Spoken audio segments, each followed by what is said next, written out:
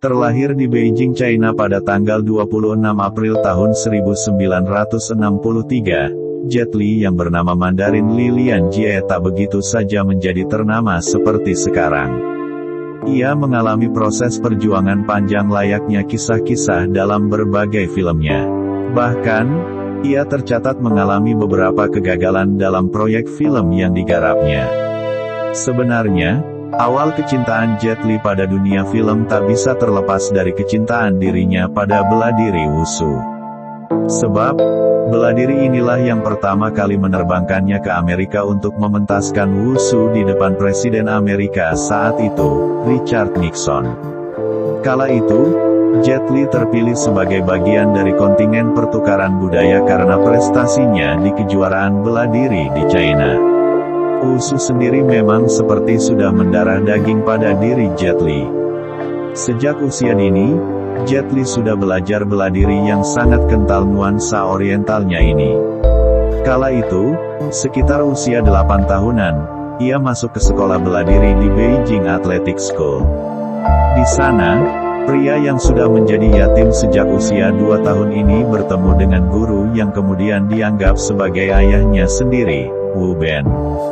Wu Ben inilah yang melihat bakat Jet Li yang tersembunyi. Bakat alami yang dimiliki Jet Li kemudian membuat Wu Ben berusaha melatih Jet Li sangat keras. Kala itu, Jet Li sempat merasa dirinya diberi porsi latihan yang tak semestinya. Ia merasa harus berlatih lebih berat daripada rekan yang lain sehingga membuatnya sempat merasa tak sepaham dengan Wu Ben. Tapi, belakangan, Jet Li baru sadar bahwa Wu Ben justru sedang berusaha memunculkan bakat alami dan mengasahnya agar menjadi modal masa depan Jet Li. Dan, semua itu terbukti kala Jet Li mampu menjadi juara di berbagai pertandingan bela diri sehingga ia diajak berkeliling dunia ke lebih dari 40 negara untuk mempertunjukkan keampuhan bela diri asli China. Bakat dan kemampuannya inilah yang kemudian mengantarkan Jet Li masuk ke dunia film. Kala itu, film pertamanya berjudul Shaolin Temple mendulang sukses yang luar biasa. Film inilah yang kemudian mengenalkan kehidupan ala Shaolin ke seluruh dunia sehingga banyak pemuda yang ingin belajar langsung ke kuil Shaolin. Sejak saat itu, berturut-turut, banyak film yang sukses dibintanginya. Meski sempat gagal saat mencoba merambah Amerika, ia kemudian justru sukses saat menjadi tokoh jahat di film Lethal Weapon 4 yang juga dibintangi aktor ternama, Mel Gibson. Sejak saat itu, nama Jet Li menjadi makin terkenal di Amerika dan dunia, sehingga film-film lawasnya pun ikut kembali terangkat. Saat di puncak ketenaran, sebuah kejadian nyaris merenggut nyawanya.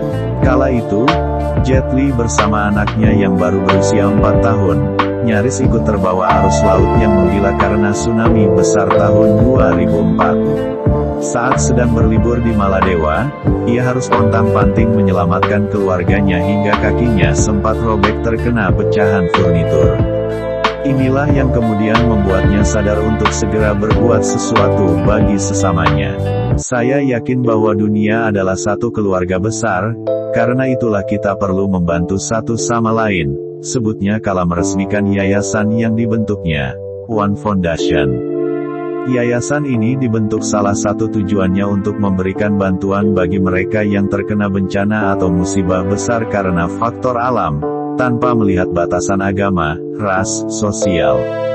Melalui yayasan ini, Jet Li menggugah kepedulian dengan program 1 person plus $1 plus 1 mon each mon, sama dengan 1 big family, yang berarti satu orang yang mampu mendonasikan $1 tiap bulan akan membantu banyak keluarga di dunia sebagai sebuah keluarga besar.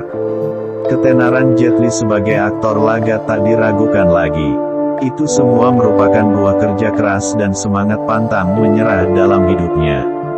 Kini, dengan apa yang diraihnya, ia ikut menggugah kepedulian orang dengan yayasan yang dibentuknya. Sungguh, sebuah sikap yang patut diacungi jempol dan diteladani. Luar biasa.